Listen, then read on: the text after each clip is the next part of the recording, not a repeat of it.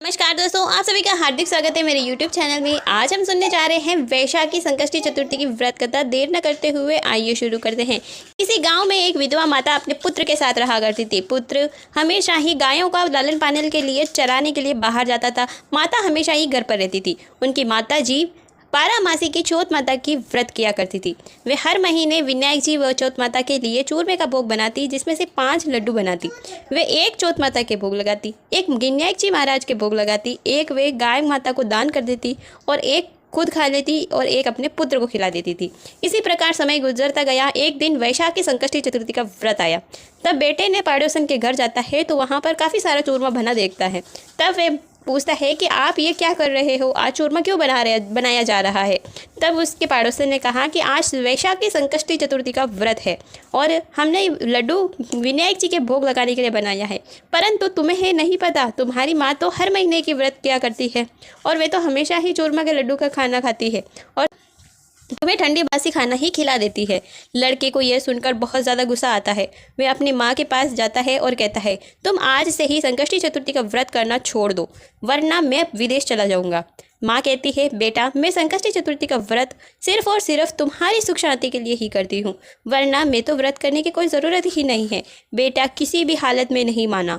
फिर उसने गुस्सा होकर विदेश के लिए निकल पड़ा।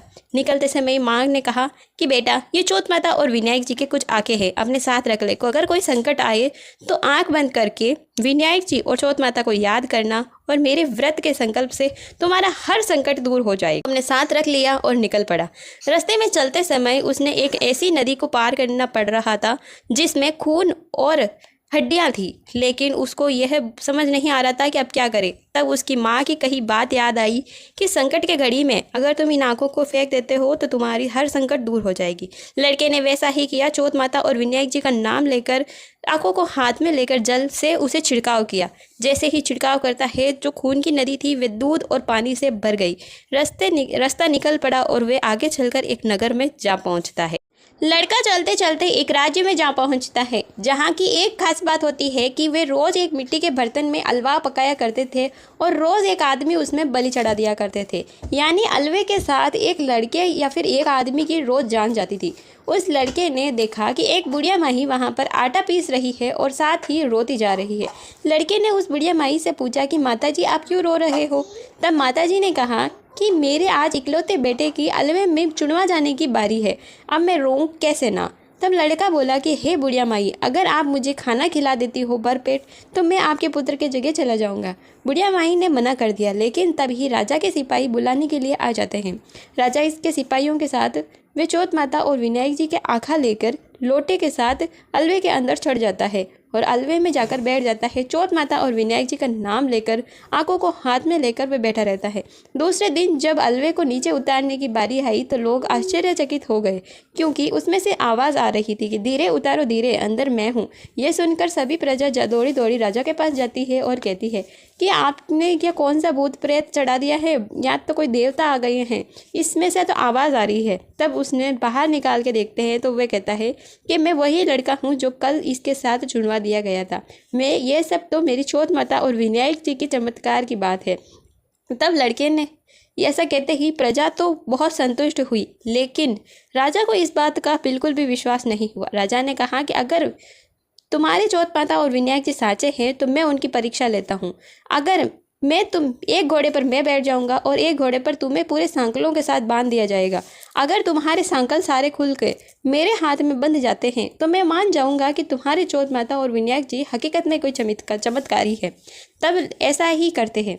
आगे चलकर वे विनायक जी और चौथ माता को हाथ जोड़कर आंखों को पूर कर बैठ जाता है। वे सांकलों से बांधने के बाद जब विनायक जी के नाम लेते ही वे सारे संकल्प राजा के हाथ में जा पहुंचते हैं। यह देखकर राजा उसके चरणों में गिर जाता है और माफ़ी मांगता है।